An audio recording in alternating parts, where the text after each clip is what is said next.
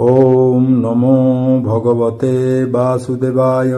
सप्तम अध्याय। जे अवतारे जे बा कर्म ताहार प्रयोजन गुण। नारदे ब्रह्मा जा कहिले ताहा वर्णन सप्तमरे। ब्रह्मा उवाच शुण नारद मुनिवर भूत भविष्य अवतार। अशेष जनकर हिते शुण कहिबा तो अग्रते। पद्मकल्पर अन्ते हरि शुकर रूपे अवतरी। से सर्वयज्ञमय गात्रे धरणी उद्धरिबा अर्थे। आदि असुर अवतार प्रचंड हिरण्याक्ष वीर। ताहाकु महार्णव जले दन्ते बिदारिले पाताले। वज्रे जे सने वज्रधर हेले बिदारे महीधर। से पुणी रुचि ऋषि घरे जन्मिले आकुति उदरे। सुयज्ञ रूपे अवतरी दक्षिणा गर्भे बीर्य भरी। सर्वदेवंकु जात कले त्रैलोक्य भय निबारिले। मनुजे ब्रह्मार नंदन तेणु से देले हरि नाम। कर्दम ऋषि गृहे पूर्वे जन्मिले देवहूति गर्भे। तांको संगते नव नारी जन्मिले दिव्य रूप धरी। से जन्मे जननीर दुख देखि सदय पद्ममुख। आत्मार गति मातागे कहिले तत्व अनुरागे। से तत्वे आत्मा गुण दोष से देवहूति कले नाश। ताहांकु मायारु उद्धरी कपिल रूपे अवतरी। अत्रिर तप देखि तो से तक्षणे मिली तार पासे। बोइले देली तोते बर होइबी तोहर कुमर। दत्त वचने दत्त नाम सुंदरे समनोहे काम। धरणी पर्यटन कले अनेक तप आचरिले। हय हय जदु आदि राजा तार चरणे कले पूजा। जोगो समाधि संपादिले जन्म मरणु निस्तरिले। सृष्टि सृजने मन करी आद्ये मु तप जे आचरी। तपर बळे भगवान जात होइले चतुष्सन। से जोग पूर्व काले थिला कल्प प्रलये नाश गला। ताहा उद्धरी जोग बळे धर्म रखिले महीतळे। दक्षकु मारी गर्भे हरि धर्मर बीजे अवतरी। से दक्ष कन्या मूर्ति नाम सर्वसुंदर अनुपम। तार उदरु पूर्व कल्पे जन्मिले नारायण रूपे। नर स्वरूप नर नाम सर्वसुंदर पुण्यधाम। निश्चल तप जोग ध्याने बसिले बदरिकाश्रमे। अति दुसह तप घोरे इंद्र कंपिला स्वर्गपुरे। तक्षणे अपसरागणे मिलिले बदरिका बने।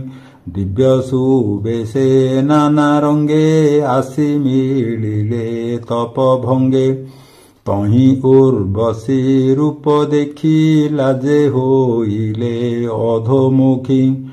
कोपनयने मुनिजन कामकु करन्ति दहन। कोपकु न पारन्ति दहि कोप प्रवेश जहि नाही। काहू करिबे तपनाश बाहुडी होइले निराश। उत्तान पाद राजा कोळे ध्रुव बालक स्नेह भोळे।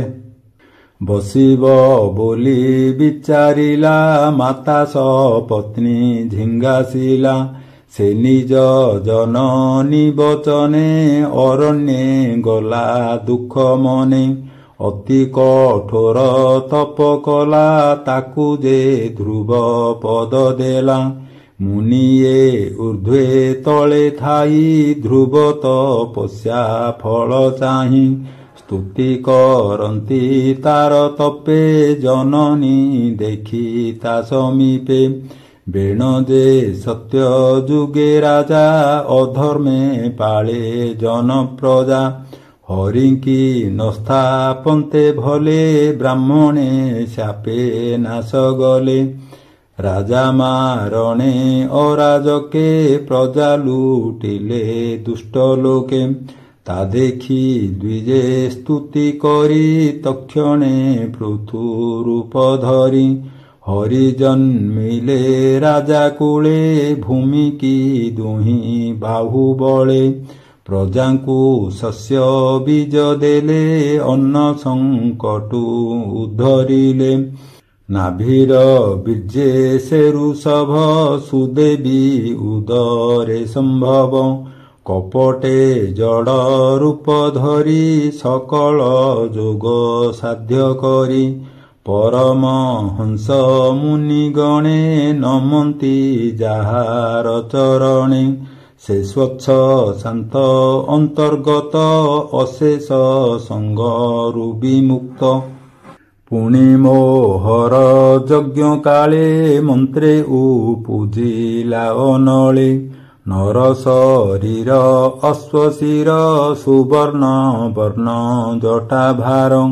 ସକଳ ବେଦ ଯଜ୍ଞମୟ ଅଖିଳ ଦେବ ଆତ୍ମା ଦେହ।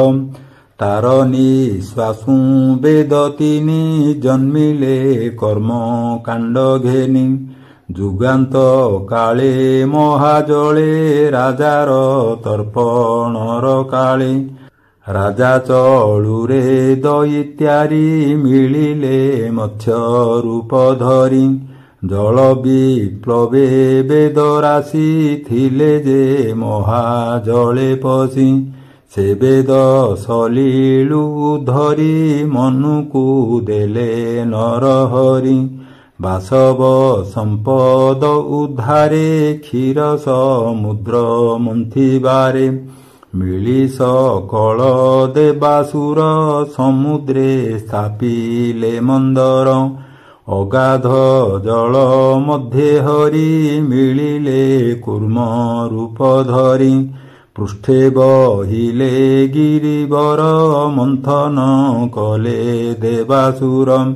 ଗିରି ଘର୍ଷଣ କଣ୍ଡୁ ସୁଖେ ନିଦ୍ରା ନୟନ ଅଧୋମୁଖେ। ପୁଣି ନୃସିଂହ ଅବତାର ଦେବଙ୍କ ଭୟ କଲେ ଦୂର। ପ୍ରହ୍ଲାଦକୁ ରକ୍ଷା କରି ହିରଣ୍ୟ କଶିପୁ ବିଦାରି। ଭ୍ରମାଇ ଭ୍ରୁକୁଟି କୁଟିଳ ଦନ୍ତ ଶ୍ରୀ ମୁଖ ବିକରାଳ। ଗଦା ବୁଲାଇ ଅତି ବେଗେ ଦୈତ୍ୟ ମିଳିଲା ଆସି ଆଗେ। ତକ୍ଷଣେ ଉରୁ ମଧ୍ୟେ ଧରି ନଖାଗ୍ରେ ହୃଦୟ ବିଦାରି। ମହାଦୈତ୍ୟଙ୍କୁ ସଂହାରିଲେ ସଂସାର ସଙ୍କଟୁ ତାରିଲେ। ଅଗାଧ ସରୋବର ମଧ୍ୟେ କୁମ୍ଭୀର ଗଜରାଜ ପାଦେ। ଧଇଲା ଅତି ଦୃଢ଼ ବଳେ ହସ୍ତିର ଚରଣ ନିଶ୍ଚଳେ। ଚଳି ନ ପାରି ଯୂଥପତି ଆରତେ ଡାକିଲା ଶ୍ରୀପତି। ହସ୍ତେ କମଳ ଊର୍ଧ୍ୱେ ତୋଳି ନୟନୁ ଅଶ୍ରୁ ଜଳ ଗଳି। ଆଦି ପୁରୁଷ ଲୋକନାଥ ତୀର୍ଥ ପବିତ୍ର ତୋ ଚରିତ। ଶ୍ରବଣ ମଙ୍ଗଳ ତୋ ନାମ ପୁଣ୍ୟ ପୁରୁଷ ଗୁଣଧାମ। ସେ ହରି ସ୍ଥିତି ଯୋଗ ଧ୍ୟାନେ ଗଜ ବିକଳ ଅନୁମାନେ। ମରଣ କାଳେ ସୁମରିଲା ବିଷ୍ଣୁର ସମାଧି ଭାଜିଲା। ତାର ମହିମା ଅପ୍ରମେୟ ନିମିତ୍ତେ ବହେ ନାନା ଦେହ ଦକ୍ଷିଣ ଭୁଜେ ଚକ୍ର ଧରି ଗରୁଡ଼ କନ୍ଧେ ବିଜେ କରି ଚକ୍ର ପ୍ରହାରେ ନକ୍ର ମାରି ହସ୍ତିର ଶୁଣ୍ଢ ହସ୍ତେ ଧରି ଜଳୁ ଧରି ନାରାୟଣ ଅନ୍ତର ହେଲେ ତତକ୍ଷଣ ଅଦିତି ପୁତ୍ରଙ୍କରେ ସାନ ଗୁଣରେ ଜ୍ୟେଷ୍ଠ ସେବାମନ ତ୍ରିପାଦେ ତିନି ଲୋକ ଜିଣି ସେ ଅଧି ଯଜ୍ଞ ନାମ ଭଣି ଯେ ଧର୍ମ ମାର୍ଗେ ନିତ୍ୟ ଥାନ୍ତି ଯାଚଞ୍ଚା ବିନା ତା ସମ୍ପତ୍ତି ଈଶ୍ୱର ଆଦି ତନୁ ଧରି କେହି ନ ପାରେ ତାହା ହରି ସେଭଳି ଦୃଢ଼ ସତ୍ୟ ମନେ କୃଷ୍ଣ ଚରଣ ଆରାଧନେ ମନ୍ତ୍ରୀର ବୋଲ ନ ଶୁଣିଲା ତ୍ରିପାଦ ଭୂମି ଦାନ ଦେଲା ବିଷ୍ଣୁର ପାଦ ଜଳେ ଇଚ୍ଛା ଇନ୍ଦ୍ରାଦି ପଦେ ନାହିଁ ବାଞ୍ଛା ସର୍ବସମ୍ପଦ ଆତ୍ମା ତୁଲେ ଅର୍ପିଲା ବିଷ୍ଣୁ ପାଦ ମୂଳେ ତୁଜେ ନାରଦ ତାର ଅଂଶେ ଶରୀର ବହୁ ମୋର ବଂଶେ ଯେ ଭାବେ ହୋଇ ସେହୁ ତୋଷ ଜ୍ଞାନ କହିଲା ହୋଇ ହଂସ ତହୁଁ ଲଭିଲୁ ଦିବ୍ୟ ଜ୍ଞାନ ଯେ ଯୋଗୀ ଗଣେ ବିଦ୍ୟମାନ ସେ ମନ୍ୱନ୍ତରେ ମନୁ ବଂଶେ ସ୍ୱତେ ଯେ ଚକ୍ରବର୍ତ୍ତୀ ଅଂଶେ ଦୁଷ୍ଟ ରାଜାଙ୍କୁ ଦଶ ଦିଗେ ଜିଣି ସ୍ଥାପିଲା ସାଧୁ ମାର୍ଗେ ତ୍ରିଲୋକ ପରେ ସତ୍ୟ ଲୋକେ କୀର୍ତ୍ତି ବିସ୍ତାରୀ କୌତୁକେ ସେ ଧନ୍ୱନ୍ତରୀ ରୂପ ଧରି ବ୍ରହ୍ମାଣ୍ଡ ମଧ୍ୟେ ଅବତରି ହରିଲା ପ୍ରାଣୀଙ୍କର ବ୍ୟାଧି ଭିଆଇ ମନ୍ତ୍ର ମୌଷଧି ଯଜ୍ଞେଶୋ ଭାଗ ଭୋଗ କଲା ପ୍ରାଣୀ କି ଆୟୁର୍ବେଦ ଦେଲା ବ୍ରାହ୍ମଣ ବଧ ଦେଖି କୋପେ ସେ ପୁଣି ପରଶୁରାମ ରୂପେ ପରଶୁ ଦକ୍ଷ ଭୁଜେ ଧରି ଅବନି ପର୍ଯ୍ୟଟନ କରି କ୍ଷତ୍ରିଙ୍କ ରୁଧିର ତର୍ପଣେ ତୋଷିଲା ନିଜ ପିତୃଗଣେ ମୋର ବଚନେ ଦଇତ୍ୟାରି ଇକ୍ଷ୍ୱାକୁ ବଂଶେ ଅବତରି ପିତା ବଚନେ ଗଲା ବନ ସ୍ୱପତ୍ନୀ ସହିତେ ଲକ୍ଷ୍ମଣ ସୀତା ରାବଣ ନେଲା ହରି ସେ କୋପେ ତାର ବଂଶ ମାରି ବିଭୀଷଣଙ୍କୁ ଲଙ୍କା ଦେଲେ ଦେବଙ୍କ ଭୟ ନିବାରିଲେ ତ୍ରିପୁର ବଧେ ଯେନେ ହର ସେ ରୂପେ ତେଜ ରଘୁବୀର ସେ ତେଜେ ଉରଗମ କର ନକ୍ର ସମୂହ ଥର ହର ଜଳଧି ତାରେ ଭୟ କରି ତାହାର ନିଜ ରୂପ ଧରି ଚରଣେ ଶରଣ ପଶିଲା ଲଙ୍କା ଗମନେ ମାର୍ଗ ଦେଲା ଯେ ଦଶ ଗ୍ରୀବର ମହିମା ଅତି ପ୍ରତାପୀ ଗରୁ ସୀମା ଦିଗ ବିଜୟେ ଲଙ୍କାପତି ଐରାବତ ନାମେ ହସ୍ତି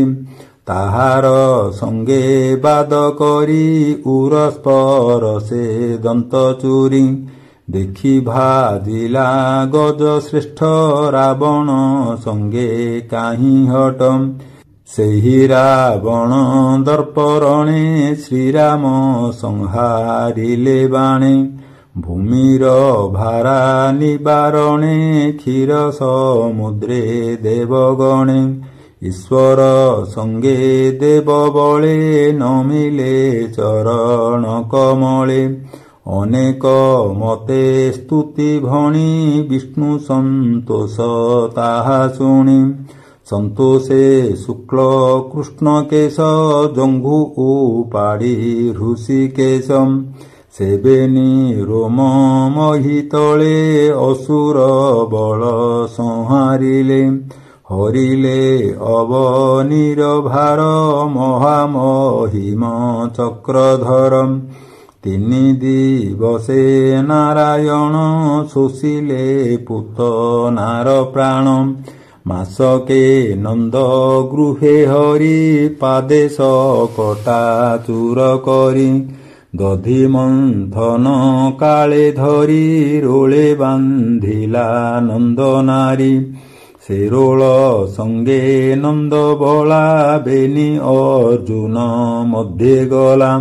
ଅତି ଉତ୍ସର୍ଗ ବେନି ବୃକ୍ଷେ ଉପୁଡ଼ି ପଡ଼ିଲେ ପ୍ରତ୍ୟକ୍ଷେ।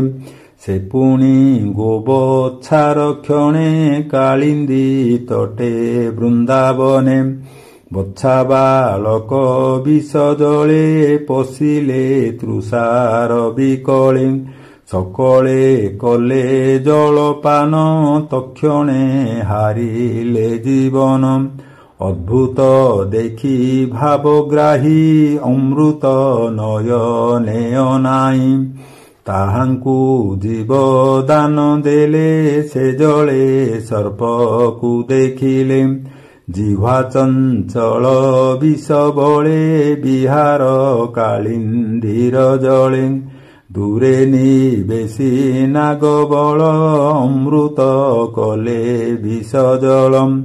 ଜନ୍ତୁଙ୍କୁ କରାଇଲେ ପାନ ଅଦ୍ଭୁତ ଗତି ଭଗବାନ। ଅମ୍ବିକା ବନେ ଗୋପଜନେ ଶୟନେ ନିଶି ଅଧମାନେ। ଅଗ୍ନି ବେଢ଼ିଲା ବେଗେ ଆସି ପ୍ରଳୟାନଳ ପ୍ରାୟ ଦିଶି। ଅନଳ ଦେଖି ନନ୍ଦ ବଳା ବଦନ ଲୁଚା ଅବୋଇଲା। ହସ୍ତେ ଲୁଚାଇଲେ ବଦନ ଗୋବିନ୍ଦ କଲେ ଅଗ୍ନିପାନ। ବାନ୍ଧିବା ପାଇଁ ଡୋର ଆଣି ଯେତେ ଯୋଖିଲା ନନ୍ଦରାଣୀ। ବାନ୍ଧି ନ ପାରେ ନନ୍ଦ ନାରୀ ମହାମହିମ ନରହରି। ମାତାର କୋଳେ ବସିଥିଲା ଜୃମ୍ଭଣେ ମୁଖ ବିସ୍ତାରିଲା। ଗୋପୀ ଚାହିଁଲା ତା ବଦନ ଉଦରେ ଅଶେଷ ଭୁବନ। ବରୁଣ ପୁରୁ ଦଇତ୍ୟାରି ନନ୍ଦକୁ ବନ୍ଦୀ ମୁଖ୍ୟ କରି। ବରୁଣ ପୁରୁ ଯେତେବେଳେ ନନ୍ଦକୁ ଆଣିଲେ ଗୋକୁଳେ। ଗୋପାଳେ ବରୁଣ ଭୁବନ ଦେଖିବେ ବୋଲି କଲେ ମନ। ତାହାଙ୍କୁ ନିଦ୍ରା କାଳେ ନେଇ ବରୁଣ ଭୁବନ ଦେଖାଇ। ପୁଣି ଦୟାରେ ଭଗବାନ ଦେଖାଇ ଆପଣା ଭୁବନ। ସେ ପୁଣି ବଳଦେବ ସଙ୍ଗେ ବନେ ଖେଳନ୍ତି ନାନା ରଙ୍ଗେ। ବ୍ୟୋମ ଅସୁର ମାୟା କଲା ଗୋପାଳ ପୁଅଙ୍କୁ ହରିଲା। ଗିରି କ୍ରୋଟରେ ନେଇ ଥୋଇ ଦ୍ୱାର ରୁନ୍ଧିଲା ଶିଳା ଦେଇ। ତାହା ଜାଣିଲେ ଚକ୍ରପାଣି ବନ୍ଦୀରୁ ଗୋପ ସୁତ ଆଣି। ଅସୁର ଜୀବନ ହରିଲେ ପୁଣି ଅଦ୍ଭୁତ କର୍ମ କଲେ। ଗୋପାଳେ ନନ୍ଦ ଗୋପ ମେଳେ ଇନ୍ଦ୍ର ଉତ୍ସବ ଯଜ୍ଞ କାଳେ। ଗୋବିନ୍ଦ ବୋଲେ ଯଜ୍ଞ ଭାଞ୍ଜି ପର୍ବତ ଗୋବର୍ଦ୍ଧନ ପୂଜି। ଇନ୍ଦ୍ର କୋପିଲା ଯଜ୍ଞ ଭଙ୍ଗେ ମେଘ ପବନ ଘେନି ସଙ୍ଗେ। ଇନ୍ଦ୍ର ବରସେ କୋପ କରି ପ୍ରଳୟ କାଳେ ଯେହ୍ନେ ବାରି।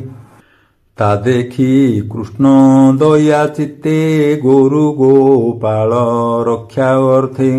ଶପଥ ବରସ କୁମର ହସ୍ତେ ଉପାଡ଼ି ଗିରିବର।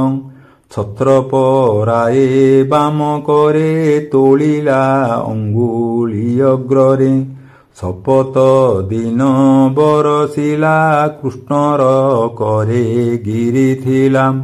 ভয়ে চিন্তিণ সুর রায়ে শরণ গলা কৃষ্ণ পায়ে আসি সুরভি ঘেনি সঙ্গে পূজিলা কৃষ্ণ পাদ যুগে গোবিন্দ নাম দেই গলা সন্তোষে পুরে প্রবেশিলা পুଣି ଶରଦ ଋତୁ କାଳେ ଗୋବିନ୍ଦ ଯୋଗ ମାୟା ବଳେ ରାତ୍ରେ ଶଶାଙ୍କ ରଶ୍ମି ଚାହିଁ ରାସ ଉଛବେ ଭାବଗ୍ରାହୀ ମଧୁର ବେଣୁ ନାଦ ଗୀତେ ମନ ମୋହିଲେ ବାମା ଯେତେ ଅନଙ୍ଗ ମୋହେ ବ୍ରଜ ନାରୀ ଗୋବିନ୍ଦ ସଙ୍ଗେ କ୍ରୀଡ଼ା କରି ଶୁଣି କୃଷ୍ଣର ବେଣୁସ୍ପନ ମିଳିଲା କୁବେର ନନ୍ଦନ ଗୋପୀଙ୍କି ହରିବାର ଆସେ ଲୁଚି ବସିଲା ବନ ଦେଶେ ତାହାକୁ ଧରି ବେଣୁଧର କର ପ୍ରହାରେ ଛେଦି ଶିର ମଣି ହରିଲେ ତାର ଶିରୁ ଅଶେଷ ଜନ ପିତା ଗୁରୁ ପ୍ରଳମ୍ବା ବକା ବତ୍ସାସୁର କେଶୀ ଧନୁକା ଷଣ୍ଢାବୀର ମୁଷ୍ଟିକ ମଲ୍ଲ କୁବଳୟା କଂସ ଯବନ ଘୋର ମାୟା ନାରକା ଶାଲ୍ୱ ପୁଣ୍ଡରୀକ କପି ବଲ୍ବଳ ଦନ୍ତବକ୍ର ଶପଥ ଷଣ୍ଢ ବିଦୁରଥ ସମ୍ବର ରୁକ୍ମିଣୀର ଭ୍ରାତ କାମ୍ବୋଜ ମତ୍ସ୍ୟ କୁରୁବୀରେ ସଞ୍ଜୟ କେକୟ ପରେ ଏହାଙ୍କୁ ସଂଗ୍ରାମେ ନିବାରି ଭୀମ ଅର୍ଜୁନ ସଙ୍ଗେ କରି ପରମ ପଦେ ଦେଲେ ସ୍ଥାନ ମାୟା ମନୁଷ୍ୟ ଭଗବାନ କଳି ପ୍ରବେଶେ କାଳ ବଳେ ପ୍ରାଣୀଏ ଚେତନା ଚଞ୍ଚଳେ ଭାରତୀ ନ ପାରନ୍ତି ଧରି ଅଳ୍ପ ଆୟୁଷ ଦେଖି ହରି ଜନ୍ମିଲେ ବ୍ୟାସ ରୂପ ଧରି ଅଶେଷ ଶ୍ରୁତି ଶାସ୍ତ୍ର କରି ବେଦଦ୍ରୁମକୁ ଶାଖା କଲେ ଏକୁ ଅନେକ ବୁଦ୍ଧି ବଳେ ଅସୁରେ ରହି ବେଦ ମାର୍ଗେ ମାୟାବୀ ମାନେ କଳି ଯୁଗେ ମୟଦଇତର ସଙ୍ଗତେ ଦୃଶ୍ୟ ଅଦୃଶ୍ୟ ବେନିପତେ ସେ କଥା ଜାଣି ଜଗନ୍ନାଥେ ବୁଦ୍ଧାବତାରେ ଜନହିତେ କପଟ ମାୟା ମୋହ ବସେ ପାଷଣ୍ଡ ମାର୍ଗ ଉପଦେଶେ ଅନେକ ମତେ ବୁଝାଇବେ ସୁଜନ ଜନଙ୍କୁ ରଖିବେ ପୁଣି ଏ କଳି ଯୁଗ ଅନ୍ତେ ସାଧୁ ଜନଙ୍କ ଗୃହ ଗତେ କୃଷ୍ଣ ସ୍ମରଣ ଗୁଣ ଗାଥା ନୋହିବ ଯେବେ ହରି କଥା ଦ୍ୱିଜେ ପାଷଣ୍ଡ ଆଚରିବେ ସେ ପଞ୍ଚ ଯଜ୍ଞ ନ କରିବେ ରାଜା ହୋଇବେ ଶୂଦ୍ର ଜନେ ପ୍ରଜା ପୀଡ଼ିବେ କର ଧନେ ଯେ ସ୍ୱାହା ସ୍ୱଧା ବସତ୍କାର ଛାଡ଼ି କରିବେ ଦୁରାଚାର ଏମନ୍ତ ଦେଖି କଳ୍କି ରୂପେ ଅଶ୍ୱ ଆରୋହୀ ମହାକୋପେ ଖଡ଼ଗ ଧରିବେନି ହସ୍ତେ ଶେଷେ ସ୍ଥାପିବେ ଧର୍ମପଥେ ସର୍ଜନେ ମୁହିଁ ଋଷି ନବ ପ୍ରଜାପତିଏ ତପଭାବ ସ୍ଥିତିରେ ଧର୍ମ ମନୁଗଣ ଯଜ୍ଞ ସ୍ୱରୂପ ବିଷ୍ଣୁ ପୁରମ୍ ଅମର ଗଣ ରାଜା ଗଣ ସଂହାରେ ଅଧର୍ମ କାରଣମ୍ ଦେହର ହରେ ତିନି ପୁର ଉରଗ ଆଦି ଯେ ଅସୁରମ୍ ଅନନ୍ତ ଶକ୍ତି ଦାମୋଦର ଏ ସର୍ବ ବିଭୂତି ତାହାରମ୍ ଯେଣୁ ସେ ମାୟା ରୂପ ଧରେ କଳ୍ପ କଳ୍ପାନ୍ତେ ସୃଷ୍ଟି କରେ ଯେ ବିଷ୍ଣୁ ନାଭି ଜାତ ପାଦ ଆବରି ଭୁବନ ଚଉଦମ୍ ଯାବେগে ପ୍ରକୃତି କମ୍ପିଲା ନିଜ ବିକ୍ରମେ ଯେ ଧଇଲାମ୍ ସେ ବିଷ୍ଣୁ ମହିମା ସଂସାରେ କେ ଗଣି ସଂଖ୍ୟା କରିପାରେ ଯେ କବି ଭୂମି ରେଣୁ ଗଣି ସେ କି ପାରିବ ପରିମାଣି ତାହାର ମାୟା ବଳ ଗତି ତା ଅନ୍ତ କେହି ନ ଜାଣନ୍ତି ତୋର ଅଗ୍ରଜ ମୁନି ଶାନ୍ତ ସେ କାହିଁ ଜାଣିବେ ତଦନ୍ତ ବ୍ରହ୍ମା ଶଙ୍କର ନ ପ୍ରମାଣେ ଅପରେ କେବା ତାହା ଜାଣେ ବାସୁକି ଅୟୁତ ବଦନେ ସମର୍ଥ ନୋହେ ଗୁଣ ଗାନେ ଯାହାରେ ହରି ଦୟା କରେ ସେ ଯେବେ ନିଷ୍କପଟେ ଧରେ ଦୁସ୍ତର ମାୟା ସେ ତରନ୍ତି ଦୁଃଖ ସଙ୍କଟେ ନ ପଡ଼ନ୍ତି ଶ୍ୱାନ ଶୃଗାଳ ଭକ୍ଷ ଦେହେ ମୁଁ ମୋର ବୋଲି ଜ୍ଞାନ ନୋହେ ଏବେ ନାରଦ ଶୁଣ ଧୀରେ ଯେବା ତରିଲେ ମାୟା ଘୋରେ ତା ମାୟା ଚିତ୍ତେ ଜାଣି ଭଲେ ଯେ ସଂସାରୁ ତରିଗଲେ ମୁହିଁ ଜାଣଇ ମାୟା ତାର ତୁ ଜାଣୁ ଜାଣଇ ଶଙ୍କର ପ୍ରହ୍ଲାଦ ଜାଣେ ଅନ୍ତର୍ଗତେ ମନୁ ଯେ କୁଟୁମ୍ବ ସହିତେ ପ୍ରାଚୀନ ବହିରୁ ଭୁଅଙ୍ଗ ଧ୍ରୁବ ଇକ୍ଷ୍ୱାକୁ ମୁଚୁକୁନ୍ଦ ବିଦେହ ସୌମ୍ୟ ସୁତ ଗାଧି ରଘୁ ଅମ୍ବରୀଶ ସୁବୁଦ୍ଧି ଗୟନାହୁଷ ଆଦି ଯେତେ ଶୁଣ ନାରଦ କହୁଁ ତୋତେ ମାନ୍ଧାତା ଲର୍କ ଶତଧନୁ ରନ୍ତି ଦେବ ଯେ ଗଙ୍ଗା ଶୁଣୁ ଅମୃତ ରୟ ଯେ ସୌଭରି ଦିଲ୍ଲୀପ ଉତ୍ତଙ୍କ ଯେ ବଳି ଶିବିଦେ ବଳ ପିପଳାଦ ସାରସ୍ୱତ ସଙ୍ଗେ ଉଦ୍ଧବଂ ଯେ ପରାଶର ଭୂରି ସେଣ ରାବଣ ଭ୍ରାତ ହନୁମାନ ଶୁକ ଯେ ଉପ ଇନ୍ଦ୍ର ଦତ୍ତ ବିଦୁର ଆଷ୍ଟି ସେଣ ପାର୍ଥ ବ୍ରାହ୍ମଣ ଶ୍ରୁତ ଦେବତୁଲେ ବିଷ୍ଣୁ ମାୟାରୁ ତରିଗଲେ ତିର୍ଯ୍ୟକ ହୁଣ ଶୂଦ୍ର ସ୍ତ୍ରୀ ଶବର ଆଦି ଗଲେ ତରି କୃଷ୍ଣର ରୂପେ ମନ ଯାର କିବା କହିବା ଗତି ତାର ଅଦ୍ଭୁତ କର୍ମ ଯେ ତାହାର ଯେ ଭାବେ ନାହିଁ ପରାପରମ୍ ତା ଭକ୍ତି ଶିକ୍ଷା ଅଟେ ଯାର ସେହି ତରନ୍ତି ମାୟା ଘୋରମ୍ ନିତ୍ୟ ପ୍ରଶାନ୍ତ ସେ ନିର୍ଭୟ ପ୍ରବୋଧ ମାତ୍ର ଯାର ଦେହମ୍ ସେ ଶୁଦ୍ଧ ସର୍ବ ଘଟେ ସମ ରୂପ ଅରୂପ ପରଧାମମ୍ ଶବ୍ଦ ନ ପାରେ ଯାହା କହି ଅନେକ କ୍ରିୟା ଯୋଗ ବହି ଯାର ସମ୍ମୁଖେ ଭଗବତୀ ଲାଜେ ପଳାଇ ଶିରପୋତି ଯେ ବ୍ରହ୍ମ ଜ୍ଞାନୀ ମୁନି ଗଣେ ଯାହା ସ୍ମରନ୍ତି ଅନୁକ୍ଷଣେ ନିଜ ସ୍ୱରୂପ ତାର ଚିନ୍ତି ପରମ ପୁରୁଷ ବୋଲନ୍ତି ଅଜସ୍ର ସୁଖ ସେ ବିଶୋକ